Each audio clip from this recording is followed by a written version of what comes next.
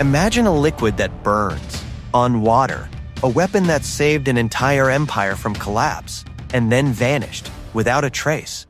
April 18th, 672 AD. Arabian warships surround Constantinople. A bronze tube emerges from the Byzantine hull. What comes next violates every law of combustion we know. The liquid erupts, not as flame, as a physics anomaly. It burns on water. Seawater makes it hotter. Armor doesn't stop it. It clings to skin like napalm. But this is 1,200 years before napalm exists. The Arab fleet burns for 3 days. Constantinople survives. The Byzantine Empire gets another 800 years. And then the formula vanishes completely, as if it never existed. 2024, Pentagon chemists, NASA engineers, university labs across 3 continents. None can recreate it. The question isn't what Greek fire was. It's how a 7th century empire built industrial chemistry we still can't reverse engineer. The weapon had a name, the Byzantines whispered, hygron pier, liquid fire. But the delivery system? That was called the siphon. And this is where the engineering gets disturbing. Because in 672 AD, they should not have the metallurgy for what comes next. The Siphonarii, the firemen. These weren't soldiers. They were Byzantine special forces trained in a single weapon system so dangerous, they had their own guild, their own encrypted training manuals, and a secrecy oath punishable by death. Here's what we know from the Tacticon, the Byzantine military manual. The siphon was a bronze tube, approximately 8 feet long. It required a 2-man crew. One operated the pump, the other aimed. The effective range? 15 meters. That doesn't sound impressive until you realize they were achieving pressurized liquid projection with hand-pumped bronze pistons. Modern reconstruction attempts hit a wall immediately. Bronze. Pure bronze can't handle sustained high pressure without fracturing, not with 7th century smelting techniques. Yet the Byzantines were pumping combustible liquid at pressures estimated at 60 to 80 psi. For context, a garden hose is 40 psi. The answer might be in the alloy. Recent spectrographic analysis of recovered Byzantine bronze fragments shows trace elements of arsenic and antimony. Not enough to be accidental. This wasn't bronze. This was a proprietary alloy designed for thermal and pressure stress. They weren't just mixing fuel. They were materials engineering at a level that shouldn't exist for another 1,000 years. But the metal is only half the equation. The ignition system is where physics starts breaking. The siphon had no external flame source. The liquid ignited on contact with air. That means the Byzantines had created a pyrophoric compound, something that spontaneously combusts when exposed to oxygen. Here's the problem. There are only a handful of substances that do this. White phosphorus, certain organometallic compounds, cesium.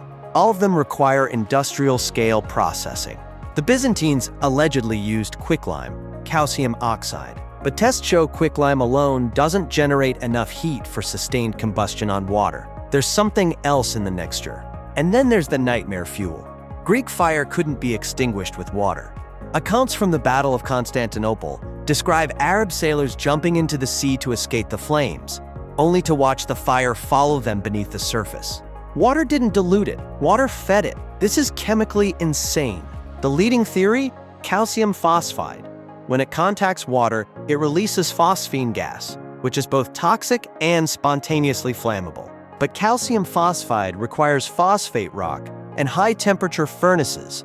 Where were the Byzantines getting pharmaceutical-grade phosphate in 672 AD? Which brings us to the second mystery, the compartmentalized recipe. This is where the Byzantines didn't just invent a weapon. They invented industrial espionage countermeasures 800 years before the concept existed. According to the historian Theophanes, the formula was split into 4 parts. 4 master chemists. Each knew only their section. One prepared the naphtha to distill it. One handled the mineral additives. One mixed the ignition catalyst. One combined the final product. No single person on Earth knew the complete recipe. This wasn't paranoia. This was information architecture. When the Arab Caliphate offered the Byzantine Empire's entire annual tax revenue for the formula in 717 AD, no one could sell it because no one could sell it. The system was unbreakable. Even if you tortured all 4 chemists, you'd only get puzzle pieces. And the pieces? Useless without the synthesis sequence. But here's where it gets stranger. The synthesis sequence might have been time-dependent. Alchemical text references a 7-day distillation and moon phase preparation. If the timing was wrong, the components would either neutralize each other or create something inert. This means the Byzantines had weaponized procedural knowledge. The formula wasn't just ingredients, it was a ritual. The 4th chemist, the one who did the final mixing, that position was hereditary, passed from father to son within a single family. The Kallinikoi allegedly descended from the inventor, Kallinikos of Heliopolis. For 400 years, the empire's survival depended on one family line.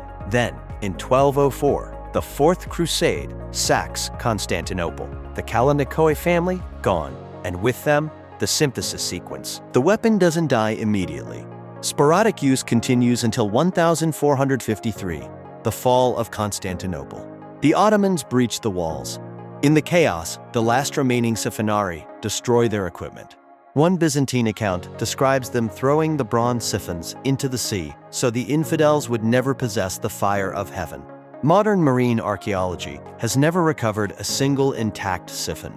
So how do you recreate something with no physical evidence and no complete written formula? You reverse engineer the effects. And this is where modern science hits a brick wall.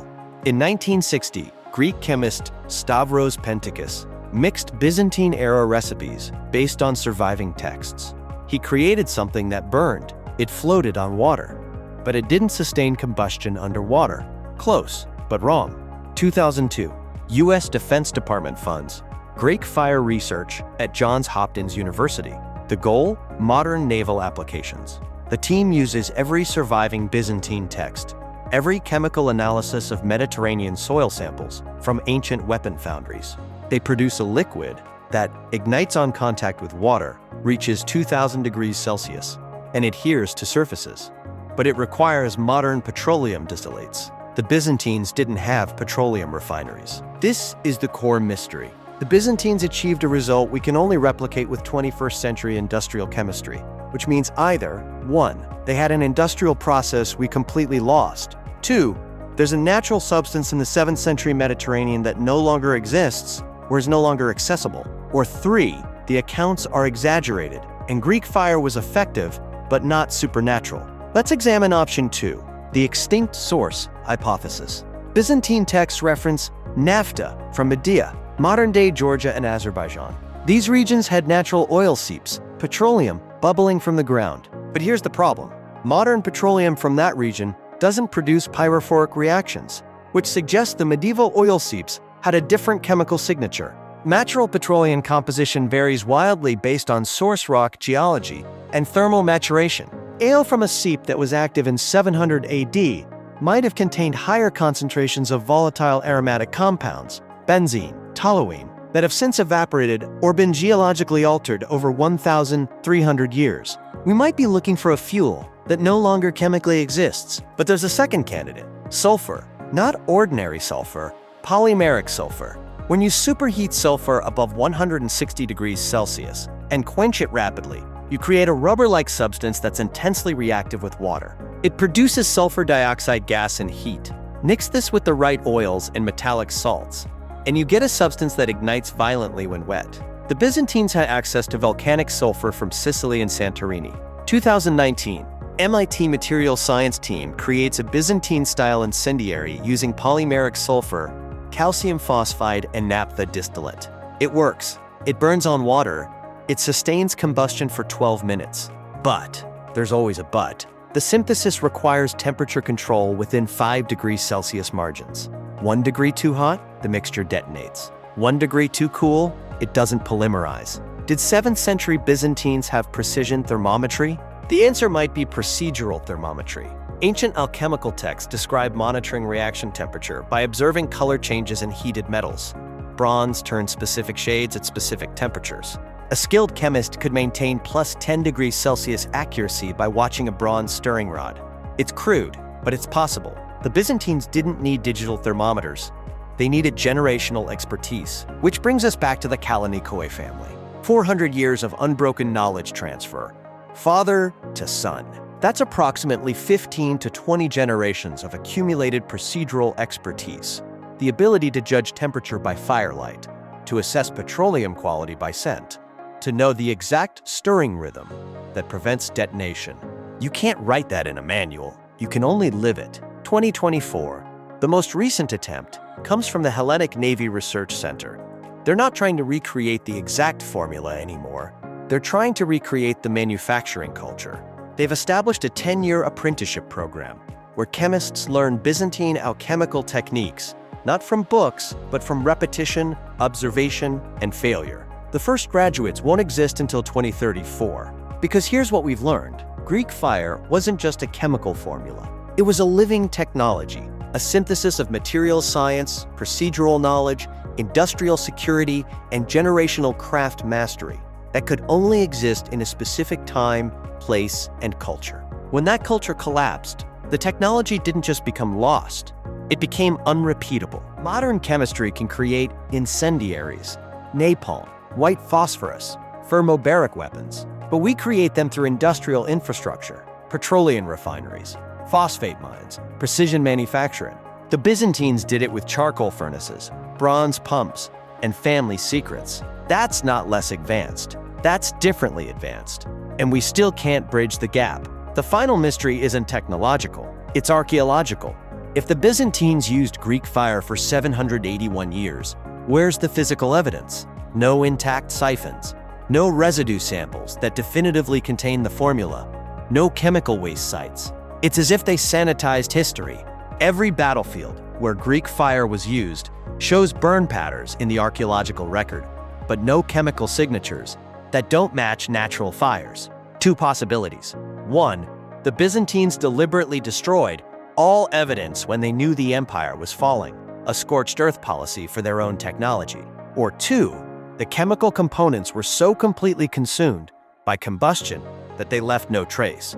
Either way, they succeeded. They protected their secret even from history itself. So we're left with ghosts, accounts from terrified sailors, victory records, Byzantine military manuals with encrypted references, and the effects, 800 years of maritime dominance that can't be fully explained without acknowledging something we can't recreate was real. The secret weapon that saved an empire didn't vanish because it was destroyed.